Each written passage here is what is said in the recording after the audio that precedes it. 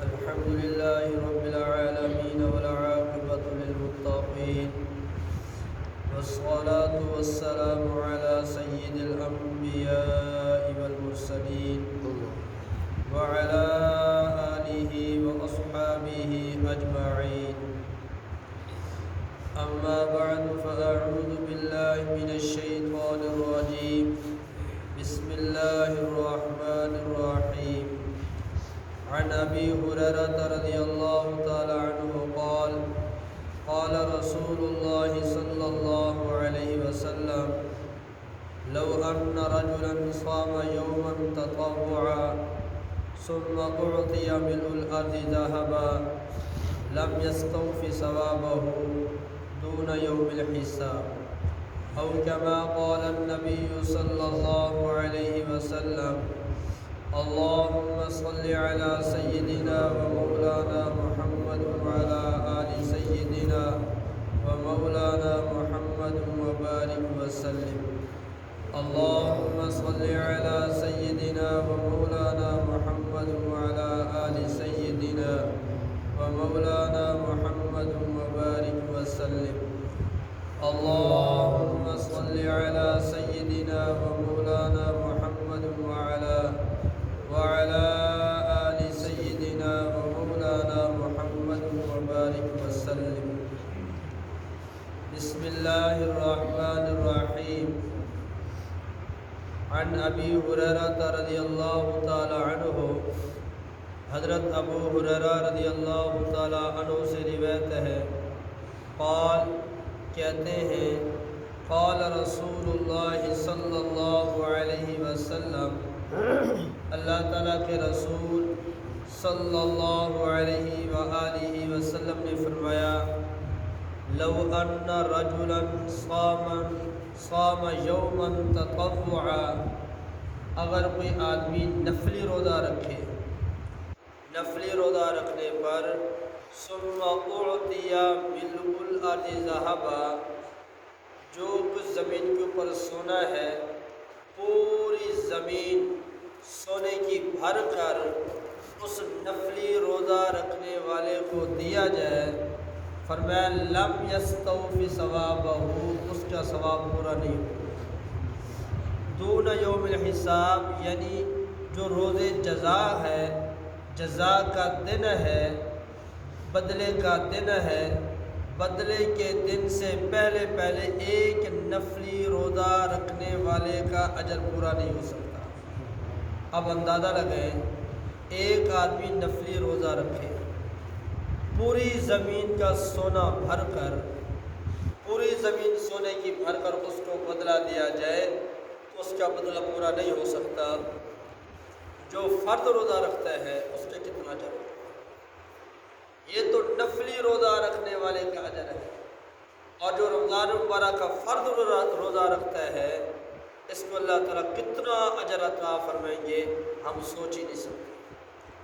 حضرت عبداللہ بن جابر رضی اللہ تعالیٰ عنہ سے روایت ہے، کہتے ہیں نبی پاک صلی اللہ علیہ وآلہ وسلم نے فرمایا، اللہ تعالیٰ نے میری امت کو رمضان مبارک میں 5 انعام عطا فرمائے ہیں۔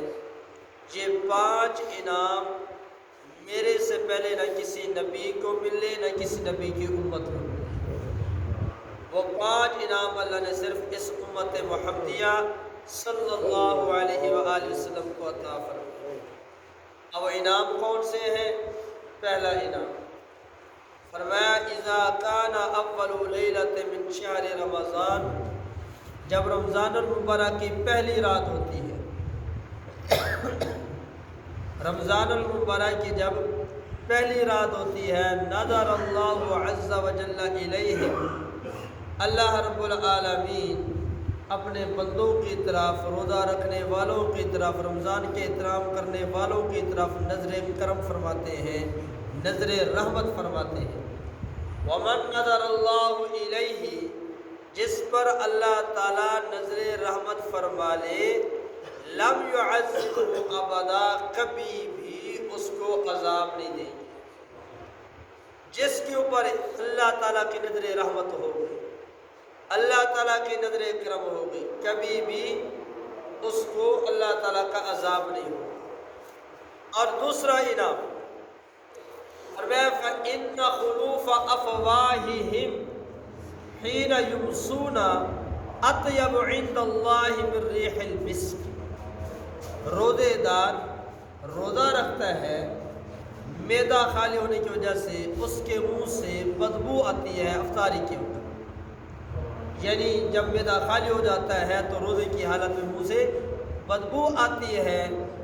اللہ تعالیٰ فرماتے ہیں روزے دار کی منہ کی جو بو ہے مجھے کستوری سے بھی زیادہ محبوب ہے۔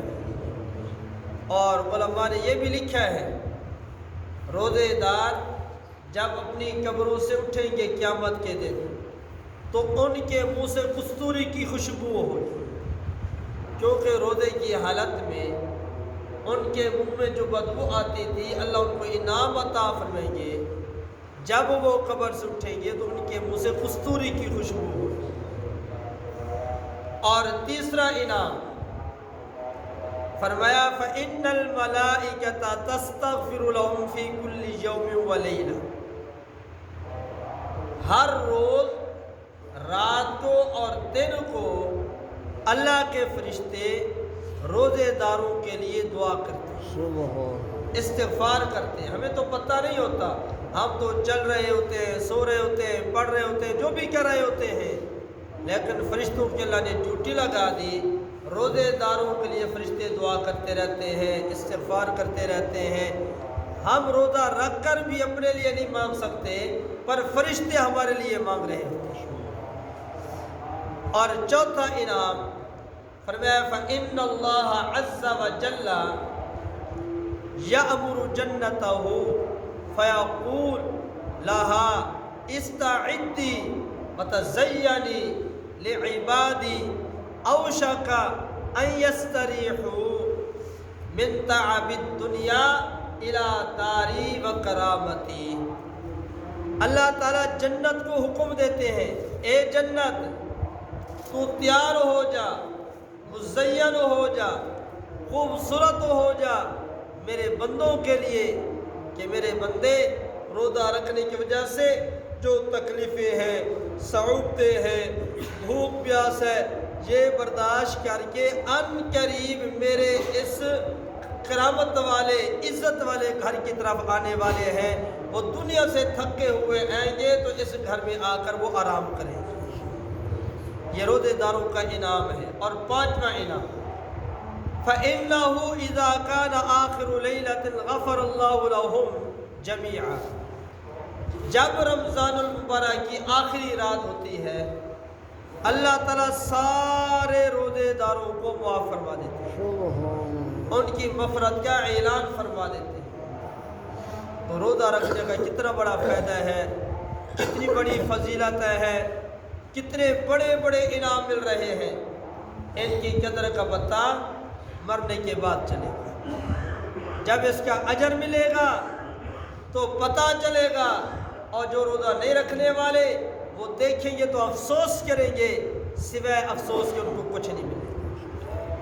آج ہم رات ایسے گزارتے ہیں، دن ایسے گزارتے ہیں، ہمارے ایسے مسلمان بھائی ہیں گویا کہ ان کے لیے رمضان کا مہینہ آیا ہی نہیں ہے، اور بعد اس مغالطے میں لگے ہوئے ہیں، کہتے ہیں جی ہم تراویح پڑھنا چاہتے ہیں لیکن پڑھتے نہیں۔ کیوں نہیں پڑھتے؟ اگر ہم نے تراویح پڑھ لی تو پھر ہمیں روزہ رکھنا ضروری ہو جائے گا، اس لیے ہم تراویح نہیں پڑھتے۔ اور کوئی ایسے ہیں روزہ رکھنا چاہتے ہیں روزہ نہیں رکھتے۔ بھئی کیوں نہیں رکھتے؟ جی روزہ تو رکھنا ہے لیکن رات کو تراویح نہیں پڑھی جاتی، اب تراویح نہیں پڑھی تو روزہ کیسے رکھوں؟ دونوں کا یہ سوال بے بنیاد ہے۔ تراویح کا ایک اپنا اجر ہے، روزے کا ایک اپنا اجر ہے۔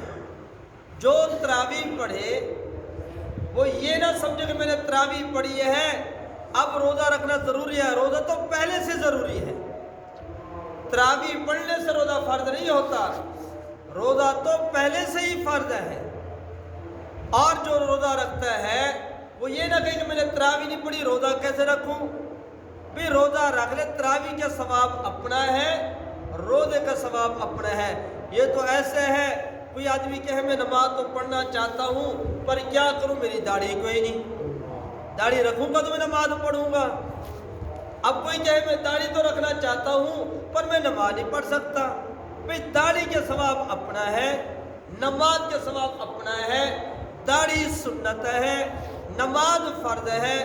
اسی طرح تراوی جو ہے وہ سنت موقدہ ہے، روزہ فرض ہے۔ سنت کی وجہ سے روزہ نہیں چھوڑ سکتے، فرض نہیں چھوڑ سکتے، فرض کی وجہ سے سنت نہیں چھوڑ سکتے۔ اس کا اپنا اجر اور اس کا اپنا اجر ہے۔ اور دوسری بات، روزہ دار جب روزہ رکھنے کے لیے سحری کے وقت اٹھا، اس کو پتہ چلا کہ میرے اوپر تو غسل فرض ہو گیا ہے، اب کیا کرے؟ ٹائم بھی تھوڑا ہے۔ اگر ٹائم زیادہ رہتا ہے، سحری کے وقت ختم ہونے میں کافی ٹائم رہتا ہے، تو پہلے غسل کر لے پھر سحری کھا لے۔